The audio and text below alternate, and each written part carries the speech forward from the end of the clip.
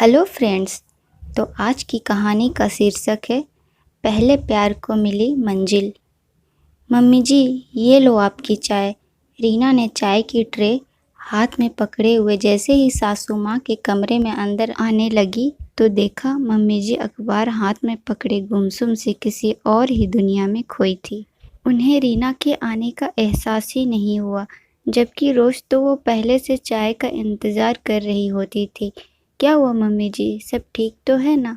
रीना ने पास आकर सासू माँ को छुआ और बोली तो वो एकदम से ठिठक गई। क्या हुआ मम्मी जी, आपकी तबीयत तो ठीक है ना? हाँ नहीं, कुछ नहीं। रीना ने देखा तो मम्मी जी की आंखें भीगी हुई थी। चलो नहीं बताना तो कोई बात नहीं, आप चाय तो पी लीजिए। और वो मम्मी जी के हाथ में चाय का कप पकड़ाकर चली गई किचन के बाकी काम निपटाने। लेकिन उसका भी आज काम में मन नहीं लग रहा था। बच्चों को स्कूल की वैन में बिठाकर और पुनीत को ऑफिस के लिए भेजकर उसने जल्दी से दोपहर के खाने की भी तैयारी कर ली। लेकिन उसके मन मस्तिष्क में बस मम्मी के ही ख्यालों ने उथल पुथल मचा रखी थी।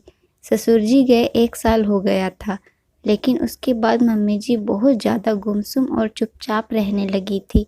रीना ने बहुत बार कोशिश की कि उनका मन कहीं ना कहीं लगा रहे, लेकिन उनको तो जैसे पापा जी के बिना कहीं भी जाना अच्छा नहीं लगता था। बहुत अकेली पड़ गई थी वो। 40 साल का साथ था दोनों का।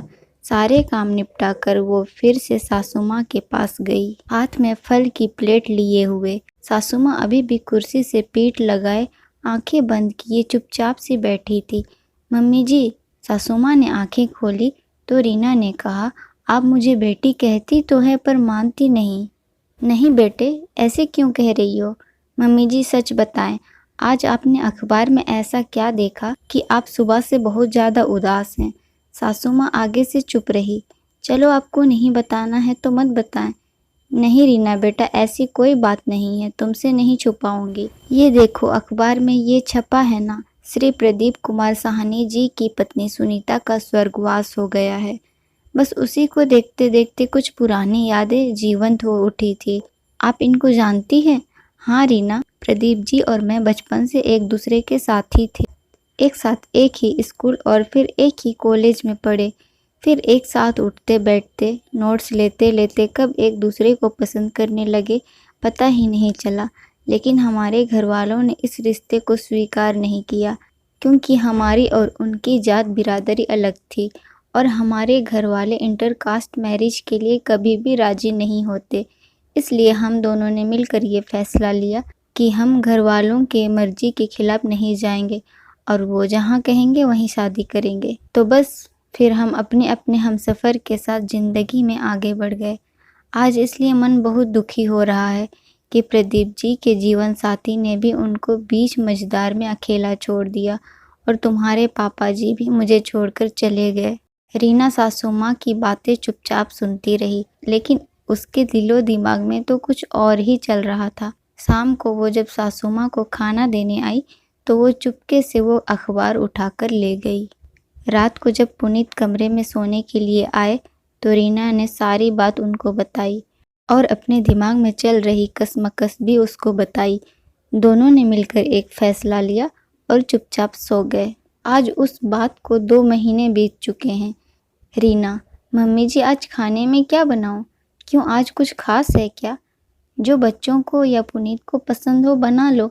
नहीं मम्मी जी, आज पुनीत के कुछ मेहमान खाने पर आने वाले हैं। जब मेहमान आए तो मम्मी जी अपने कमरे में आराम कर रही थी। रीना उनको बुलाने गई। मम्मी जी आ जाओ, आप भी मेहमानों के साथ ही खाना खा लो। और जब मम्मी जी आई तो सामने प्रदीप जी को देखकर हक्की बक्की रह गई। साथ में उनके दोनों बेटे, बहुएं और पोता पोती थे। हूबहू वही चेहरा, गठीला बंदन, बस कलमों में सफ़ेदी झांक रही थी। दोनों बस एक दूसरे को नमस्ते करने के अलावा कोई बात नहीं कर पाए। खाना खाने के बाद पुनीत ने सबको बोला, रीना चलो इनको अपना घर तो दिखाएं। बच्चों को भी उनके कमरे में भेज दिया और खुद भी धीरे धीरे करके खिसक गए। दोनों जब कमरे में अकेले रह गए तो एक दूसरे का हालचाल पूछने के बाद जो बातों का सिलसिला शुरू हुआ तो उनको समय का पता ही नहीं चला।